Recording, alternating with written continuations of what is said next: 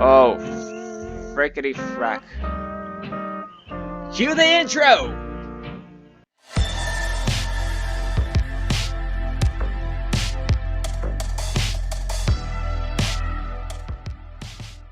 Hey, how's it going, everybody? My name is PhantomAiden, and this is gonna be a really weird episode of Epic Talk. By the way, this is episode number 4. Today we have a certain someone who draws. This is a student from the colleges in Puerto Rico that do art, cinematography, and I'm not talking about mice, like rather. This is Elizabeth Román. Welcome to the show. Welcome to Epic Talk. How are you feeling today? Hi, everybody. I'm feeling good. A little nervous. Wow. Don't worry. I mean, this is your first time being interviewed, right? You have never spoke about your art to anybody. Well, unless it's a job interview, then yeah, it's my first interview. People, listen to me a little bit. This is gonna take only 5 seconds. Before the interview started, Elizabeth told me that she doesn't upload her art through social medias.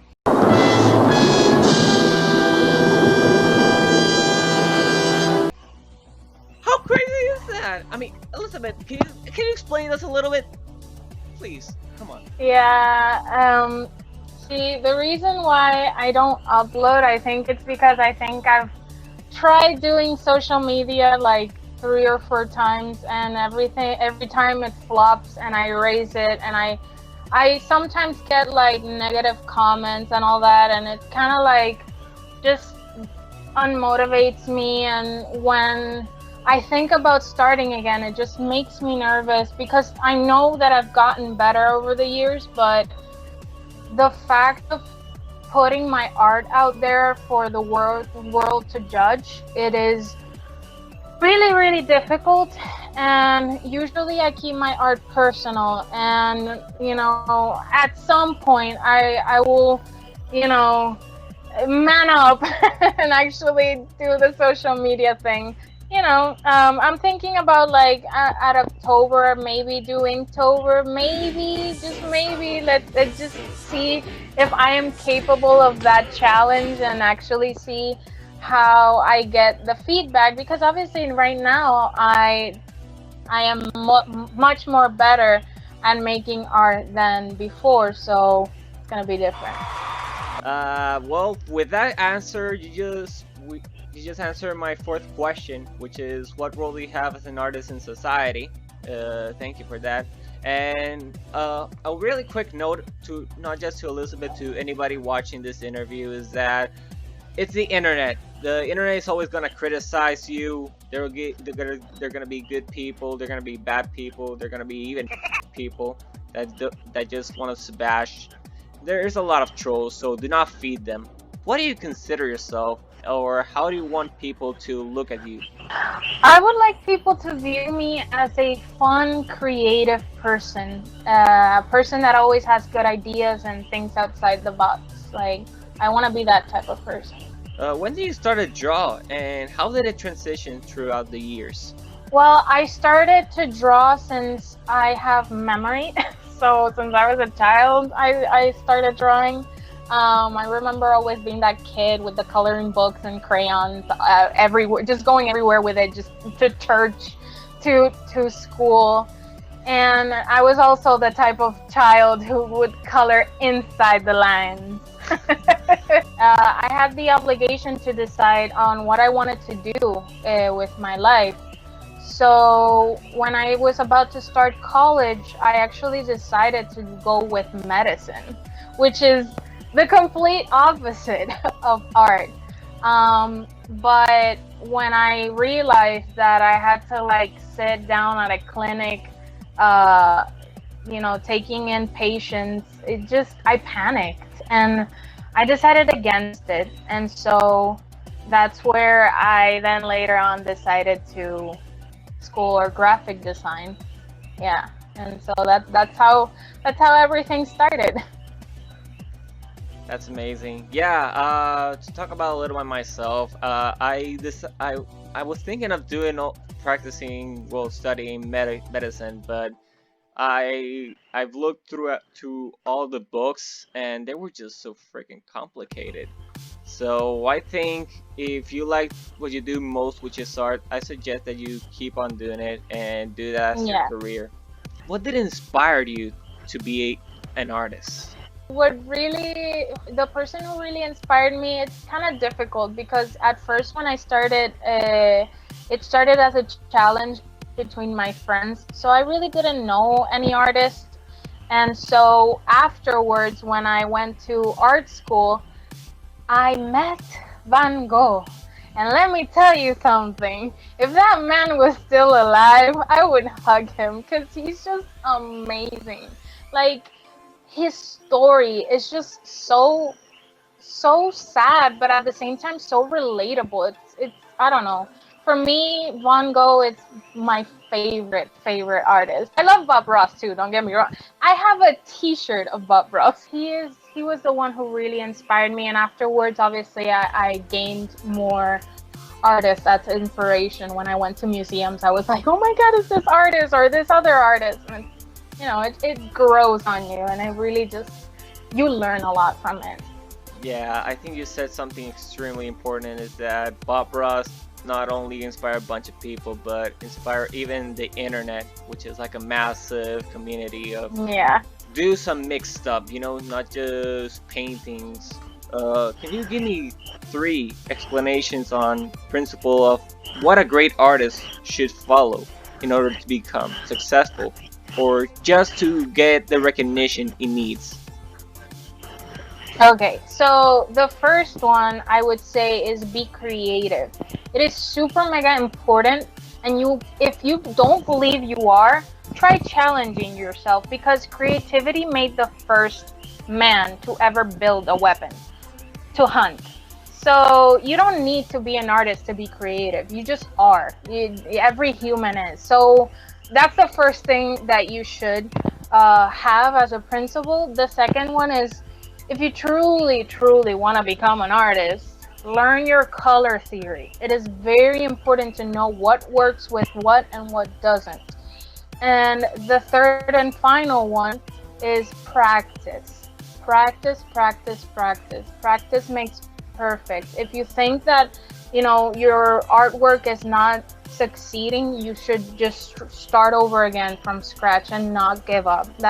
Those are my three principles. They're a little out of the normal, right? But it's what I believe that should be principles, not rules that there are no rules for art. Let's just start with that. You should add a fourth one, and it's have a pop that has a SpongeBob with the rainbow. Like, do you remember, or does anybody who remembers? It was a part where I only remember it as a meme. Yeah, this is the imagination. I'm actually imagination. That also, yes. Yes. I keep it next I to have me, literally just to remind myself to be creative. So, you were I saying? have basically a cloud of imagination. Like you cannot put how many times a day I have a dream during the night because that's how much imagination I have, and I have the weirdest dreams. Being locked down and all, like you literally like start imagining crazy things. So yeah, you also need that for creativity. All right. Okay. Now we're going to the tough question, and I hope you're prepared to it. This is probably the kicker, and don't worry, all the interviewees that passed through the Epic Talk gave them this kicker question. And that question is, it's hard for an artist to find a proper job when they graduate from art school. Do you have any concerns of what the future holds up with your career? It is incredibly hard to find a job or any career these days. Mhm. Like more and more companies require you to have X or Y amount of experience years that you don't have because you just graduated. And in my experience, my jobs don't last. They're mostly part-time and they have nothing to do with what I studied. So what I'm beginning to think is that at some point, as an artist, I'm just gonna have to, make my own job and be my own boss. And But okay, let's bring out the happiness.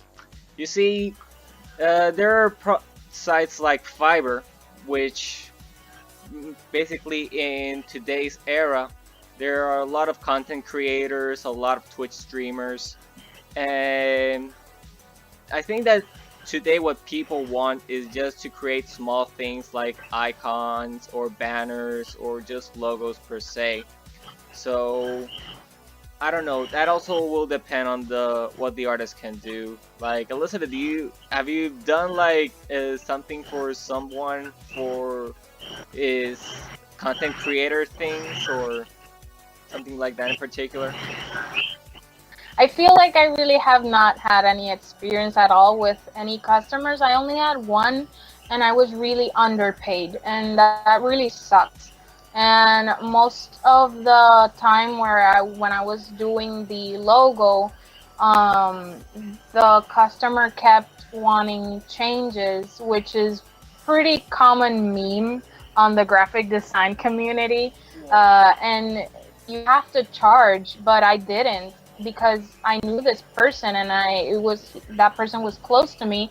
The end result was something completely different that I did not like, and I really didn't enjoy the experience. So I hope that in the future, if I get a content creator, I really get to enjoy the experience and actually like charge like I'm supposed to.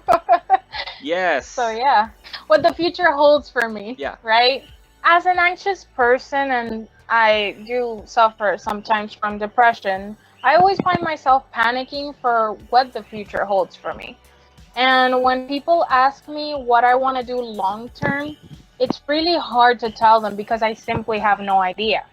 Because if things were turning out right now, I think that, and obviously the opportunities sometimes just fly past me, I can't really have a certain stable future. And, I feel like letting people know this answer, that's why I wanted to answer it, might make other people that feel the same way know that, hey, I'm not alone. This is a pretty common thing, not knowing, when the teacher asks you, hey, what are you gonna do in 5 years? I'm like, I have no idea.